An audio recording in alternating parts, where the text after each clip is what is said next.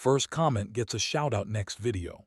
We are following breaking news right now related to music mogul Sean Diddy Combs. Major new allegations today of sexual assault and exploitation by Combs. For the first time, we are hearing about victims who say they were minors when they were allegedly assaulted by the music star. The youngest allegedly just 9 years old. The complaint alleges in part that defendant Combs and another defendant committed a, quote, violation of New York City Victims of Gender-Motivated Violence Protection Act by viciously and violently forcing sexual contact, oral sex, and sexual intercourse on the plaintiff. Wherever he is, his resolve is the same. He believes he's innocent. I believe he's innocent. And we're going to fight this case with all of our might until we don't have to fight any longer. Some of the hardest parts of this pain are the shame and the guilt I have experienced that plays a negative part in my day-to-day ability to function properly. And they usually do not indict someone, especially someone of this kind of public magnitude, without having all their ducks already lined up. So I imagine it is a very serious case.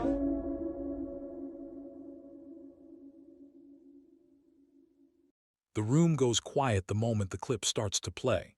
A familiar face pauses, takes a breath, and finally says what no one expected to hear. Not a diss track, not a joke, not a rumor wrapped in laughter, but a careful sentence measured and heavy about fear, power, and things that were easier to survive by never numbing. Within hours, that clip spreads. Then another appears, and another, different voices. Same timing. The question lands hard and fast, why now? For decades, Sean Diddy Combs wasn't just a celebrity. He was a gatekeeper, a man whose influence stretched across music, fashion, media, and money. His name opened doors. His approval changed careers. In an industry built on access, he represented the highest level of control. Being close to him could mean success. Being on the wrong side of him could mean silence, exile, or worse. At least that's how many insiders later described the feeling. The entertainment world runs on unspoken rules. You don't bite the hand that feeds you. You don't challenge the person who controls the room. And you definitely don't accuse someone whose lawyers, money, and connections seem endless. For years, stories circulated quietly. Whispers at after-parties. Warnings passed from one person to another. Nothing concrete enough to survive daylight. Nothing safe enough to say out loud. What's striking is not that people are speaking now. It's how long they didn't. Fame creates a strange imbalance.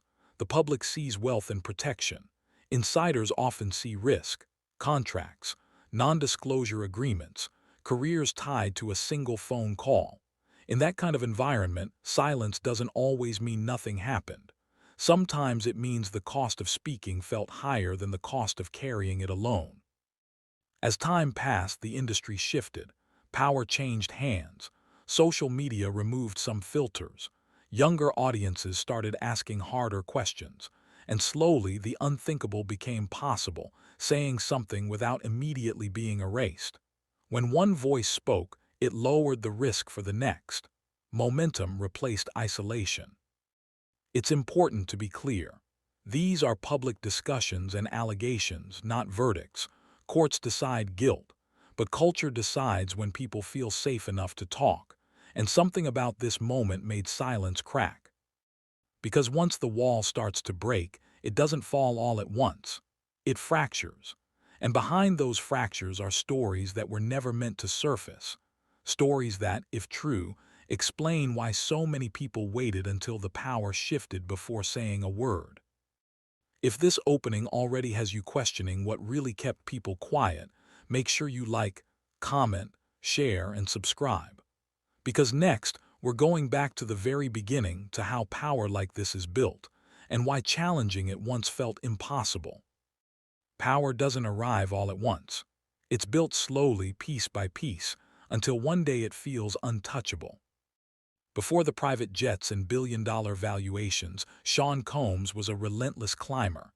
He entered the music world hungry, sharp, and willing to outwork anyone in the room. Those early years shaped everything that followed. He learned quickly that talent mattered, but control mattered more. Control over sound, over image, over access, over people. As his influence grew, so did his reach. Artists didn't just sign deals, they tied their futures to him. Producers, assistants, stylists, executives, and promoters all moved within the same orbit. When one man can greenlight careers or quietly freeze them out, the balance shifts. Gratitude mixes with fear. Loyalty becomes survival. Inside these circles, stories didn't spread like headlines. They moved like smoke. Someone would say, "Be careful." Someone else would say, "That's just how it is." Behavior that might have raised alarms elsewhere was often normalized here. Excess was expected, boundaries blurred, and the message, spoken or not, was clear: don't cause problems. Many later described the environment as unpredictable. One moment celebratory, the next tense. Power like that doesn't need to announce itself. It's felt in who gets invited, who gets ignored, who gets called back, and who never hears from anyone again.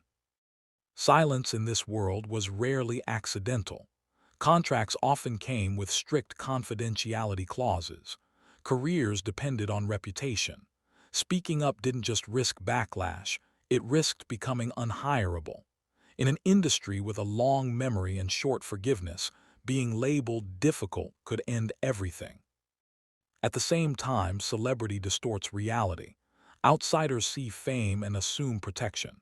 Insiders see isolation. When allegations are whispered but never written, they're easy to dismiss.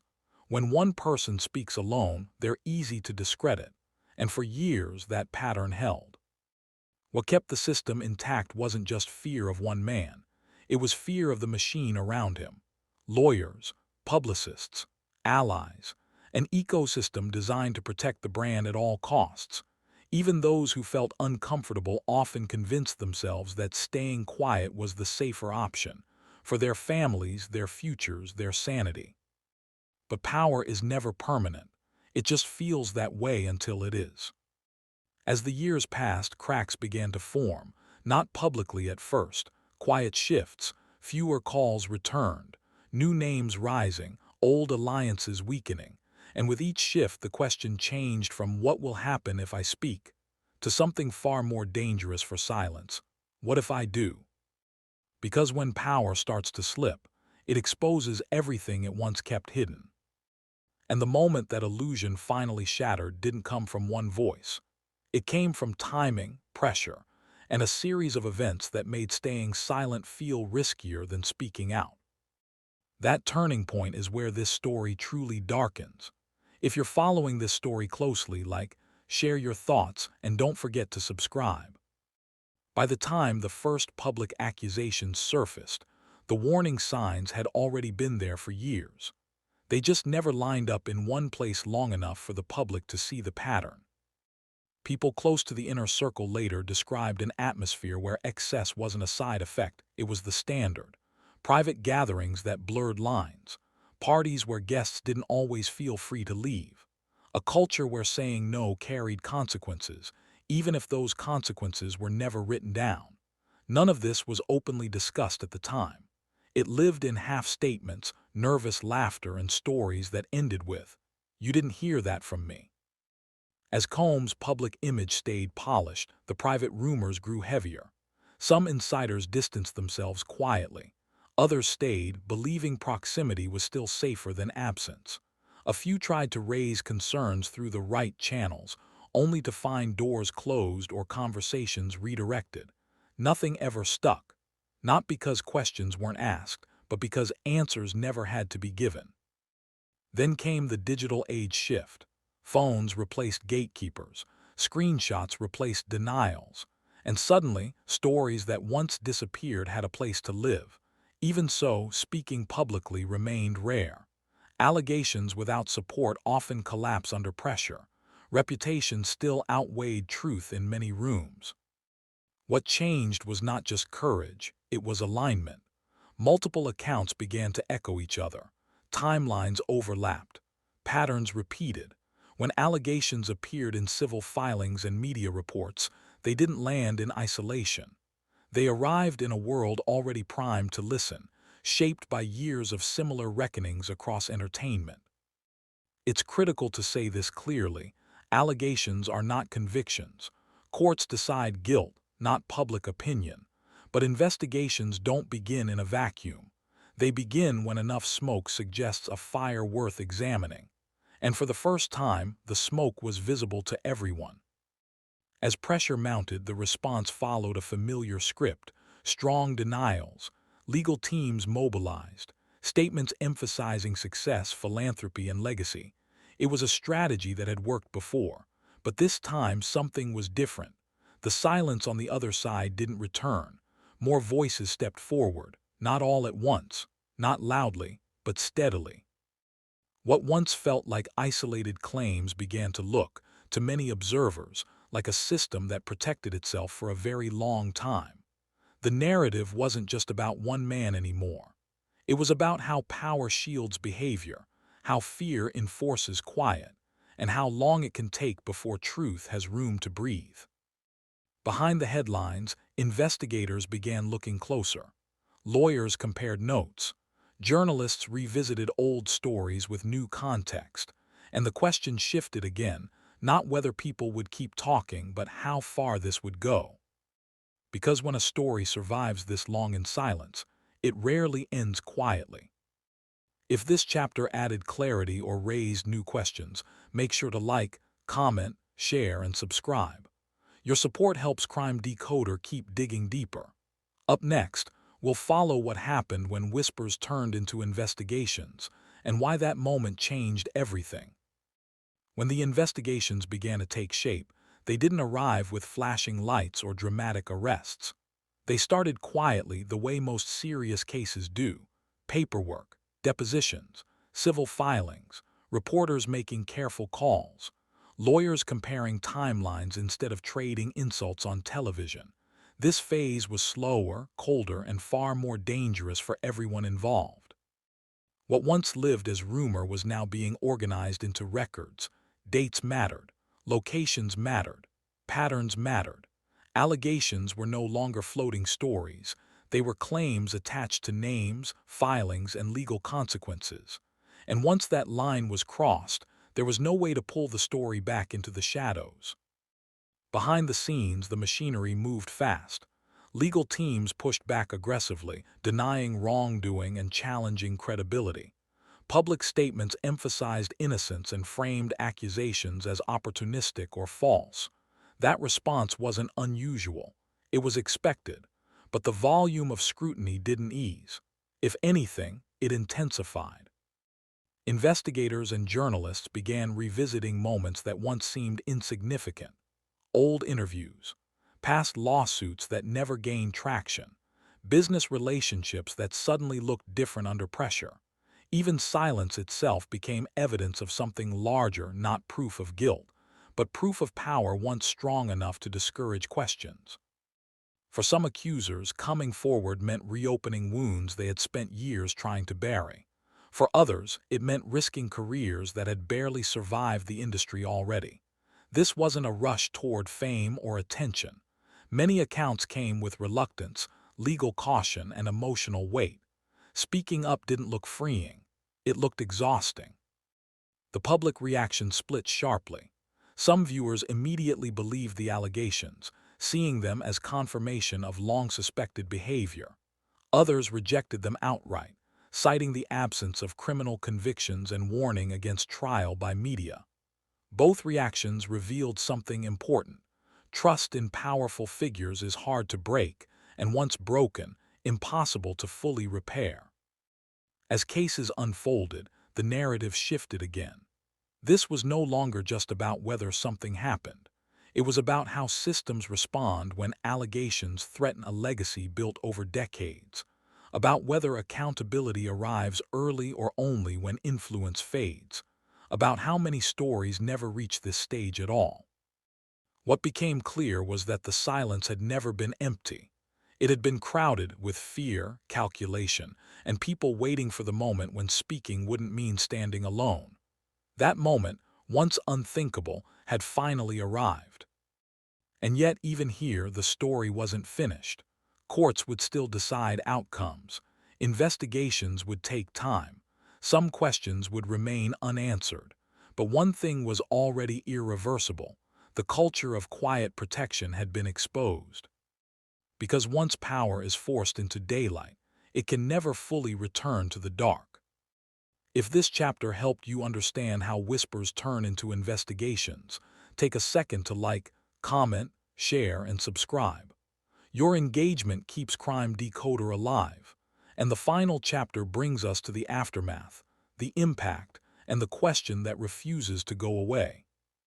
The final chapter of this story doesn't end with a gavel striking wood or a headline declaring resolution.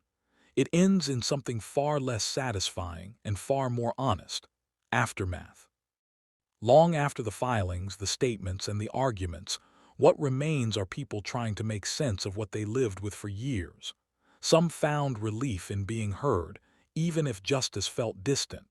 Others faced backlash, doubt, and exhaustion. Speaking didn't erase the past. It only made it visible. For the wider community, the impact rippled outward. Fans re-examined memories once wrapped in nostalgia. Industry insiders quietly recalculated their own silences. Young artists watched closely, learning an unspoken lesson about power, how easily it can protect itself, and how slowly it gives way. The story became larger than one figure. It became a case study in how influence bends reality and how long truth can be delayed without ever disappearing. Families, friends, and supporters of those who came forward described a complicated mix of pride and pain. Pride that the silence was broken, pain that it took so long, and that the cost was so high. For some, there was anger not just toward one man, but toward an industry that rewarded obedience and punished resistance. Legally, the process continues to move at its own pace. Allegations remain allegations until proven in court. Outcomes are shaped by evidence, not emotion. That distinction matters. It protects the innocent and tests the claims. But outside the courtroom, something else has already shifted. The spell of untouchability has cracked. What this case ultimately exposes is not just alleged misconduct, but a familiar pattern. Power creates silence.